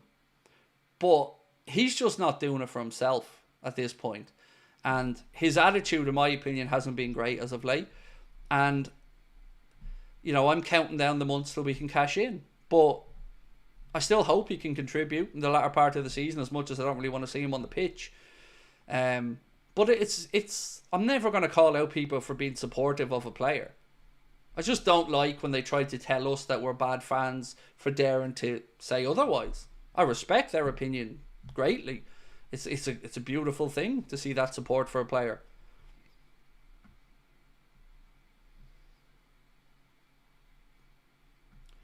Do you think we'll let them leave? Said Mihail, excuse me.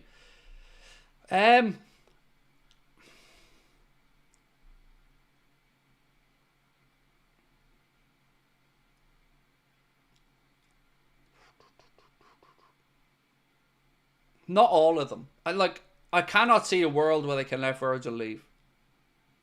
I mean, I can't see a world where they can let Mohamed leave either, but I can see a world where they try and sell to the fan base why they didn't give the captain a new deal.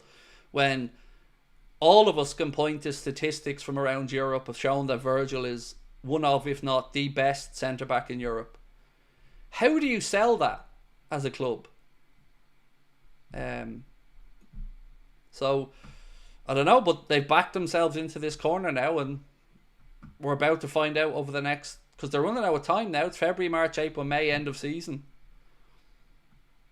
Why is the first seed not getting the easiest draw? I thought about this today, actually. In theory, we kind of should have. But other teams underperformed in the league stage. And then you end up getting a last 16 playoff game, the likes of Madrid and City, which in the old system would never have really happened. So I get where you're coming from, but I think it's more a case of some big teams underperforming in the league format, along with us all getting used to the new system and the Champions League and the way the draw works. But I tried to look at it like this. We know for a fact that if we progress, the last 16 and the semi-finals will have the second legs at Anfield. The quarter-final would be away for the second leg, but that's a plus to me, the fact that we know that.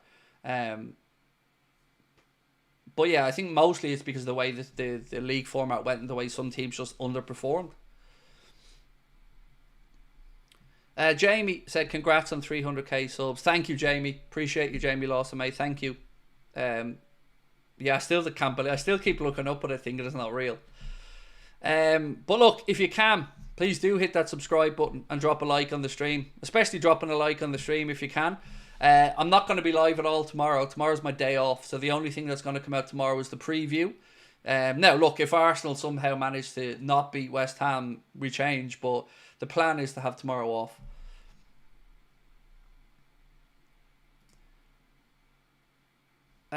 Major Zero said, not going to lie, I miss going into a game confidently. The thing that makes me the most nervous, mate, at the moment is defensively. I don't go into a game anymore thinking we're going to keep a clean sheet or expecting us to keep a clean sheet, which is why when I said earlier on my score prediction for the City game is going to be a 3-2 win to us, I'd much rather to sit there and predict a 2-0 win or something. You know, we need to get back to keeping clean sheets because it feels at the minute very much like we're back in that 13-14 season of we're having to rely on outscoring opposition by, you know, crazy games with mad scorelines in them. I feel like we need to find a way to be a bit more assured at the back. And I don't know what's stopping that, whether it's the fatigue that maybe Gravenberg's feeling, whether it's maybe a lack of as much certainty about Alisson Becker and his command of his area. I can't figure it out. But I think it's a feeling many people will share at the minute that we're a bit edgy. Like, I feel edgy every time we concede a set piece or a corner around our box.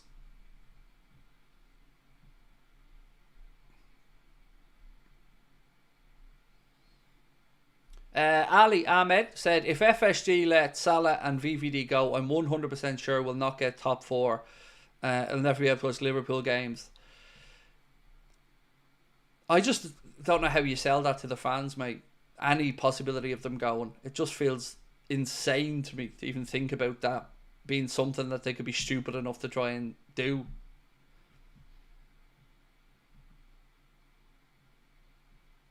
Damien, how are you? Damien Clinton said, if we lose the three boys for free in the summer, how many players do you think we need to sign? Oh, God. If you lost the three lads... So, tough one to answer because I still think there's going to be more players moving on. So, for instance, I don't know what's going to happen with Lucho, but that's up in the air. Darwin's going to move on.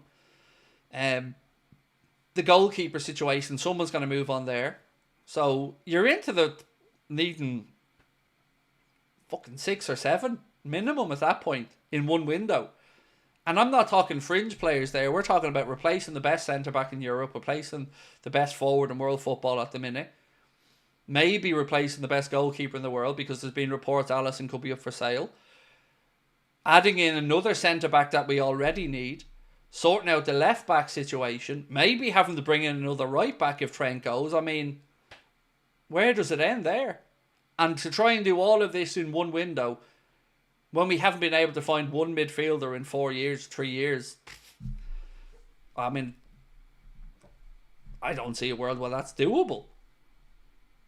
And even if it was doable, even if we did go out and find all these players, to try and knit them and gel them all together, to have a potential defence of the title that you want to win this season, that doesn't seem possible either. The detective said, should Slot be rotating the team more to keep the players fresh? We're getting to the business end now, so surely we can't keep playing the same team. Yes, is the answer.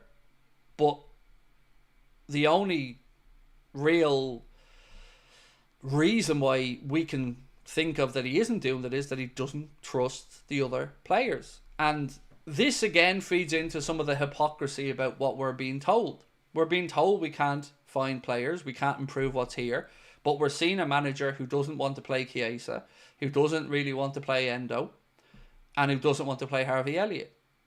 So that's 3 spots on the bench that are being taken up by players that, as far as we can see, the manager doesn't trust.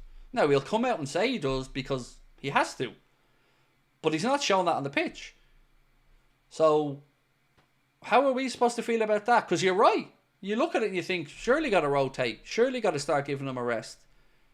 But even when we have made the changes for the Plymouth game, for the PSV Eindhoven game, we didn't see the benefit of that then in the next game afterwards, in the performance levels or anything. Craig, if you still have those Elliott stats, can you give us an overall? 1 sec. I do have them here. 2 seconds. Here we go. Right, so Anfield Sector posted this and they said Harvey Elliott this season. Premier League, 75 minutes played. 75. 0 goals, 1 assist. Champions League, 149 minutes. 2 goals, 0 assists. Now remember, one of those appearances was in a dead rubber against PSV. FA Cup, 180 minutes, 0 goals, 0 assists. And the EFL Cup, 98 minutes, 1 goal, 0 assists. Harvey Elliott have only played 75 minutes in the fucking league. That's...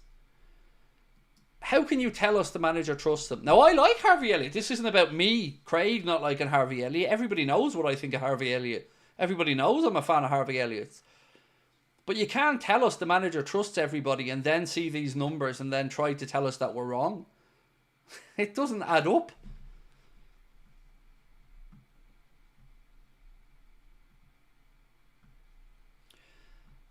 Unheard UHD said, do you think we will need to replace the left back in the summer because it looks like Robbo's legs are gone? I do, but I'm going to guess that it will be Costas that moves on. And I'm okay with that because my thought process here is just to throw a name out there, right? Let's say Kirkes. If Kirkes comes in, you're going to be paying 50 odd million quid probably, and he's going to want to play, and he's probably going to be your first choice left back. So at that point then Robertson becomes the player who rotates in and gives cover. So I'd have no problem with that. But yeah, we'll definitely be doing something at left back. Like, it looks like midfield, centre back, left back, and striker are the four main positions before we get a situation being resolved with the contract. So, assuming the contracts are all signed and the boys stay, my guess is going to be Gomez might angle for a move away. The club are going to sell one left back. We don't know what's going on with the goalkeeping department, but something's got to budge. Darwin's going to be sold. Some people think Jota's going to be sold. Other reports suggest Diaz could be off the Barca. There's just a lot of up in the air going on. So, I don't know. But we can't get one player in January or in the summer. We're supposed to believe we have plans coming out the hoo-ha for the every eventuality. But we had no fucking plan for the summer and January. Other than go for Zubamendi and not get him. Craig, have you spoken to Dunk yet? No, he hasn't bothered emailing me back, so, nothing I can do about that one. I emailed him at least a week ago, and I haven't heard back from him, so look, no problem. We'll knock that video idea on the head, but as I said, I did reach out. I dropped into one of his streams as well, say hello, but I can't make somebody respond, And look, again, I'm not trying to say anything negative there. He seems like a very nice fella, but I made the offer, didn't get a reply back, so what can I do?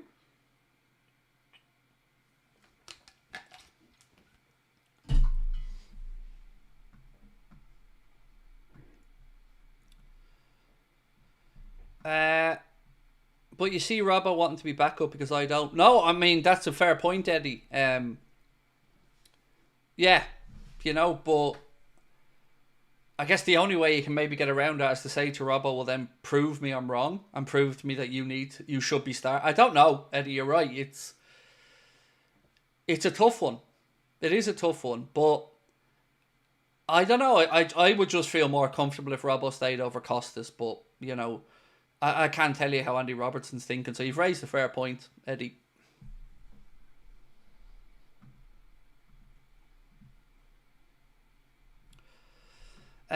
Dreg Dillian said, worst case, we could be needing a new back five, a Mo replacement, cover for Gravenberg, and a striker.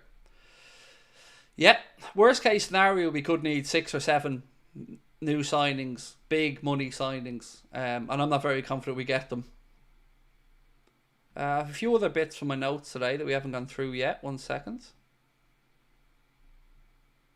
John Arnorisa has been speaking a bit about Alexander Isak and him at Liverpool.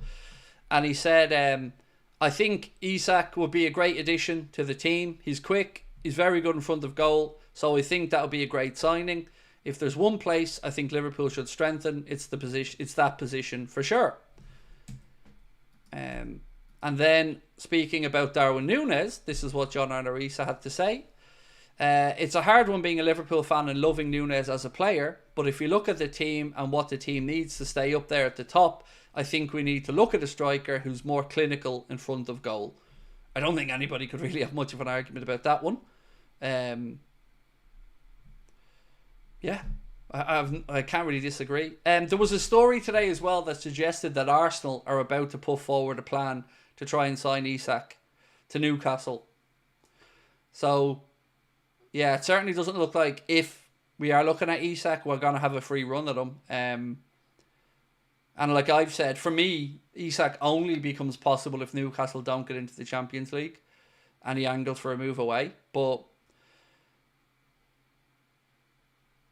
I don't think we'd be able to match Arsenal for wages and stuff because they pay more than we do. Their wage bill's higher than our wage bill, so they're seemingly able to spend more money. Yeah. And then, remember who was it? I'm trying to remember this.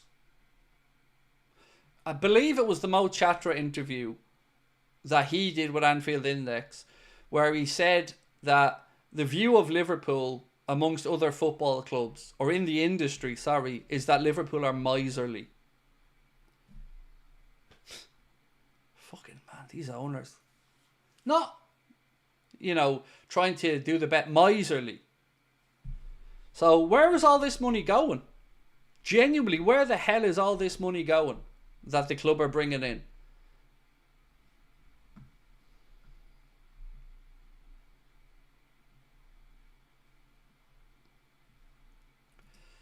Right, so question we'd asked, and there's still time to vote on this one. Do you think the contract situation is causing the players issues? Still have a chance to vote on that. And just as well, a reminder, today we launched Anfield Agenda, shop.com, with a couple of little bits and pieces around Where's the Money John and an Anfield Agenda mug and a few other bits. If you're a member of the channel, check the YouTube channel membership section and you'll see a discount code there to get 10% off. But it will also be in the description of all of our videos moving forward. And if there's anything there that tickled your fancy, well, enjoy. What's your lineup for Sunday? I don't want to give it away yet, Paolo, because the preview is coming out tomorrow. I don't think my lineup's going to surprise too many people, to be honest with you, mate. I haven't done too many changes to it. I'll give you my score prediction, though. 3-2 is my score prediction, a 3-2 win. I think it goes like something like we go 2-0 up, they pull one back, we go 3-1 up, and then they get a late one.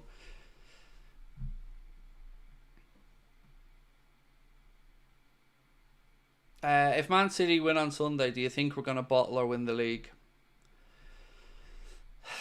I think it might come down to what happens midweek, to how I feel about that.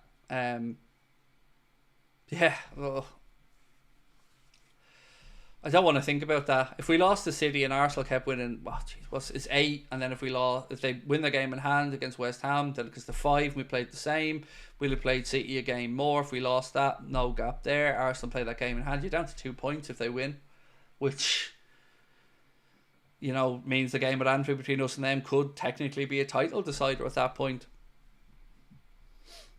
So I'm certainly looking for us to go and win and not even draw against City. But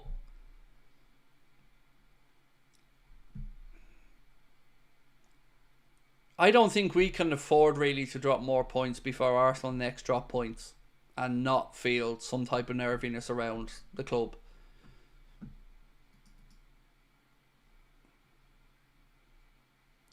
What's this one?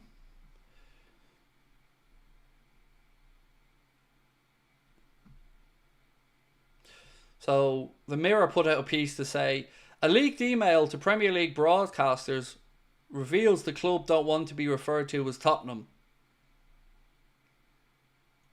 But that's your fucking name. It's even the Tottenham Hotspur Stadium.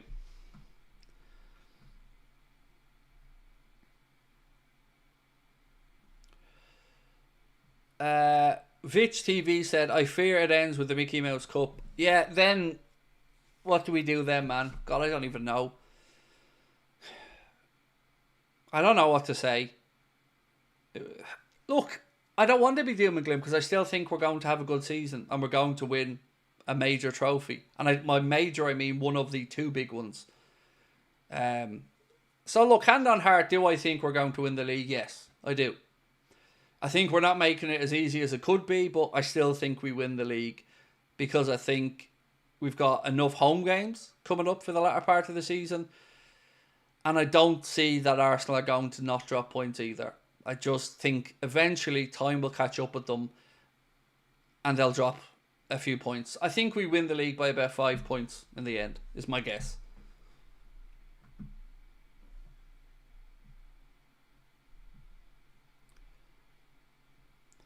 Is there a reason why Liverpool aren't playing well right now? Fatigue, nerves, because the nerves are there. You could sense them inside Anfield, says he who wasn't there, but you get what I mean, against Wolves in the second half. And then we've had the situations where we conceded late against Everton. We didn't beat Aston Villa when we had that very good chance to do it. So yeah, look, it's understandable. But what gets to me is we're expecting these lads to run through brick walls, but don't want to give them new contracts. It's just like, it doesn't make sense. You know, you want these lads to do these things for you. Well, show them you have faith in them. And not just a pat in the back. Tell them, there's your contract, we believe in you.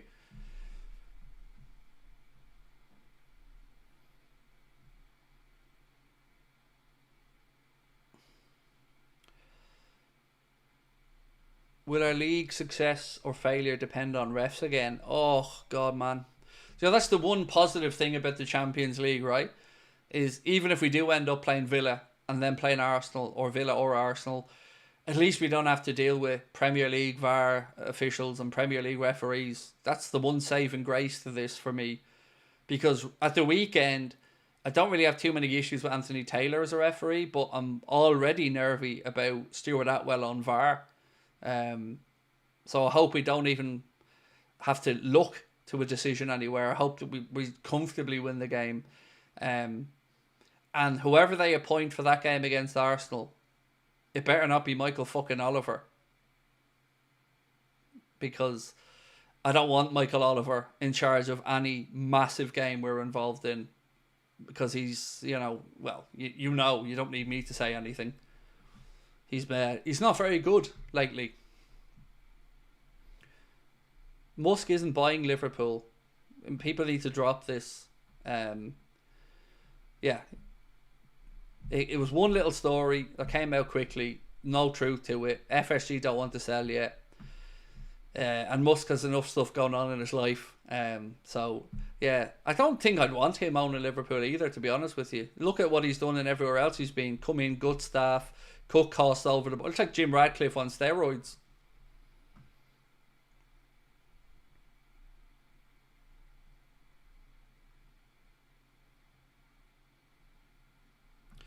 Craig, do you feel that Liverpool are bottling the league? No, not at all. We've had one loss all season.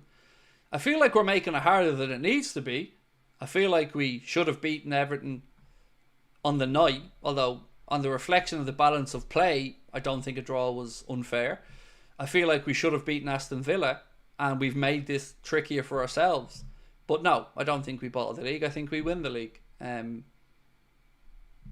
because again, you know, take emotion out of it for a minute and just look at Arsenal's track record this season. I don't think there's been a month where they haven't dropped points. Now, if I'm wrong on that, happy to be corrected, but there's nothing about me thinks that when they were at their fittest and best, they were dropping points. And now without an attack, I don't suddenly think they're going to become this invincible machine. So, no, I don't think we'll bottle it, to use your phrase. I think we win it, but I think it would have been easier if we had have gotten the signings and the bodies that we wanted and that the manager would have trusted to play. Ashley said, Scary thought that Salah, VVD, Trent and Ali could all leave in the summer. That's her entire spine gone. It is. With no succession planning, Ashley. And that's the part that worries me. Because there's always going to be a time where we have to say goodbye to Virgil and Mohamed Salah. Trent's a different conversation because we shouldn't be in this position. And he's too young that... Look, that's just a mess. The whole Trent situation is a mess from the club. But I need to see the plan. And that plan should be put in over 1 or 2 years to succeed Mo and Virgil. And the idea of just letting them go and then bringing in players, I think it's too quick. And again, like I've said, even just moving aside the Virgil and Mo contract stuff, anybody trying to say that the situation with Trent hasn't been an absolute travesty and a shocker from the club that's undeniable. You've a £100 million asset there and you're about to let him potentially leave for free. And a £100 million asset that would have been all profit because he came through the academy system. And you, as a club, with these super genius, smart-ass, remove all emotion from decision-making Bostonians, have let this happen. How? How have the geniuses let this happen? Nobody in the world that I've spoken to can give me an answer. It's stupidity of the highest order. And that's what sickens me, because look, did I think maybe Trent leaves the club one day? I always thought it was a possibility, especially with more and more English players, our Scouse players or UK based players, trying their hand in different leagues. I thought, yeah, maybe at some point in Trent's career he might move on, but I always thought we'd recoup a massive transfer fee for him, and that would soften the blow a little bit. But it feels like I'm being trolled as a fan by allowing this situation to develop.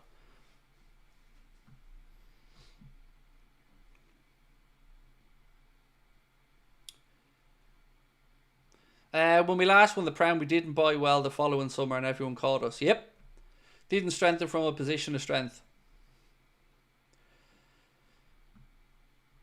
Right.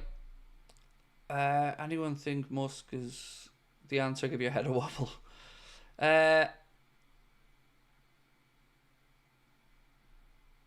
So Madeni said FSG purchased Liverpool in October 2010 for 300 million. As of May 2024, Liverpool was valued at $5.37 billion, so about £4.5 billion, £4 billion, based on the club's enterprise value, which is the sum of its equity and net debt. Why we have no money? We do have money. This is what I keep saying all the time. We absolutely have money. It's been a conscious decision not to spend it. So here's a question for you. Can anybody give me a valid reason why people are still not questioning these owners?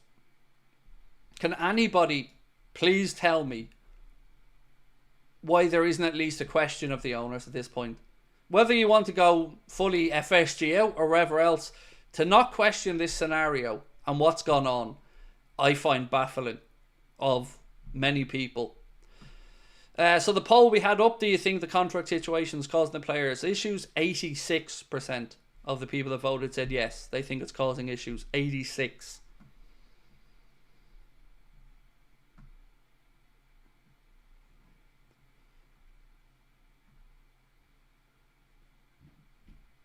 The benefits the club give them, said Mario. No, but I'm talking about, no, I'm not even specifically just talking about journalists here. I'm talking about Liverpool supporters as well. I don't see the defence of them. I just don't understand it. Like when I go on the Athletic and I read some of the comments on there, it's almost like they've got a hard on for not spending money. It's like these are business people and they're successful business people and therefore they're better and they're great and they know everything. And I'm just like, no, they're cheap. They're cheap. And like, why are we applauding not spending money? Nobody wants the club to be put into a perilous position, but we aren't. I don't, for the life of me, I don't get it. Like, you support the club, not the fucking owners. Nobody cares about the owners. They're there to sign the checks. The heroes of the clubs are the players, the coaches, and the supporters. That's the bond. That's the Holy Trinity. The owners, they didn't invest in Liverpool because they love the club. They invested in us because they got us cheap and they knew that they could make a big, big, healthy profit out of it. And like I've always said, I've no problem with any of that as long as they make sure that they spend and give the manager what he needs to succeed when they're here. And they ain't doing that. And I also have my own questions about the wage bill. Because the math don't math when you look at what we think players are on. And then you see the wage bill. I'd love to see, and we won't see this, but I'd love to know exactly whose wages are covered in that. Because it stinks to me. But as I said, Mo Chathra is going to do a better piece on that when the full books come out. And I'll be a very interested observer.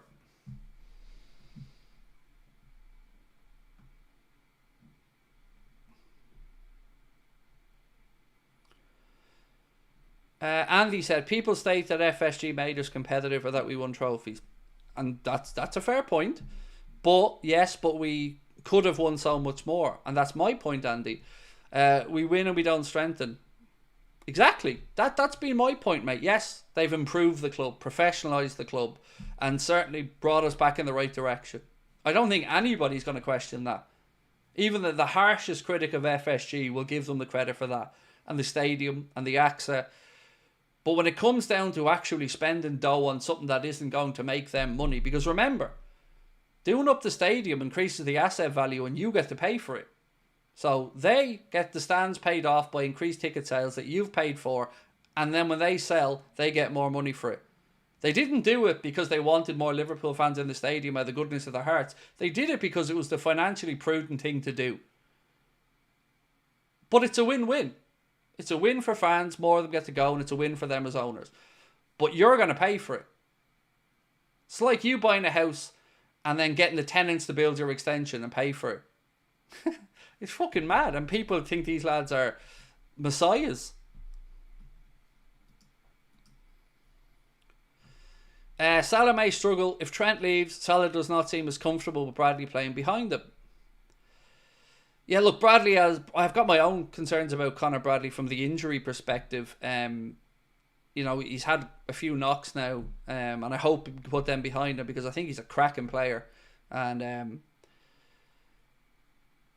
Salah doesn't have to do as much tracking back these days. I think that was something that Arna said, or if it wasn't said by Arna, there was a statistic about it that he isn't being asked to, but our midfielders are asked to tuck in a bit more on the right.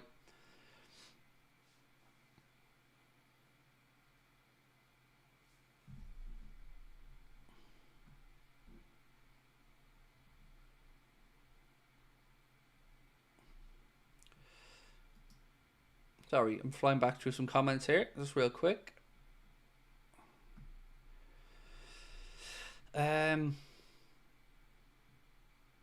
My argument for them is that you're asking for a spend, and what? End up like United with debt and failing infrastructure. But that's going to the other end of the extreme sober Ben runs. Me or any other Liverpool fan that I know of don't want the club in a financially perilous position. But again, the defence always has to be the extreme of it. Is it Ben? Is that your name? Ben. Who said they want the club to be in a financially perilous position? Nobody. Who said that they want us to spend 300 million? But look around the Premier League at clubs with lesser turnovers than us who are spending more money. Look at the wage bills and we're fifth. Look at the average net spend since they've come in. It's about £38 million a season. So it's not about anyone wanting the club to be a Chelsea or a Man City. It's about knowing that they are choosing not to spend money that is available. And that's it for me, Ben. But that's all the defence ever seems to be, is what you've said there. Spend like United. No. The people we have at the club that make decisions are far more clever than the people that have run United into the ground. But whataboutery is horseshit, because it's that type of attitude that's allowed this to happen. You're getting into the belittling again. No defence of it, just whataboutery. What if this happened? What if we became a laugh? What if we became United? Mate, we were. And we built the club back up. And yes, the owners were a big part of that. But they haven't pushed us on. They've stagnated. And ask yourself this. The biggest net spend we've ever had under FSG, when did it happen? I can give you the answer. It happened when we didn't qualify for the Champions League. And we spent about 90 million, I think, net. And then we got back into the Champions League. So that's hardly going to dampen anybody who says, well, they only care when we're not in the Champions League because they want that Champions League money. Well, we didn't qualify for the Champions League, and guess what? They spent some money. And then we're back in the Champions League. And now, last two windows, nada. Manny Benavides, welcome to Anfield Agenda FC, Manny. Appreciate your support, mate. Grim Reaper said, Craig, the entire dressing room is getting angry about Virgil's situation. Imagine what it's like for players themselves. A great season slowly declining because of cheap owners not paying up. Yeah, I know. But again, the answer will be they're professionals. It's not getting in their heads. But what about the fact that they're telling us it's getting in their heads?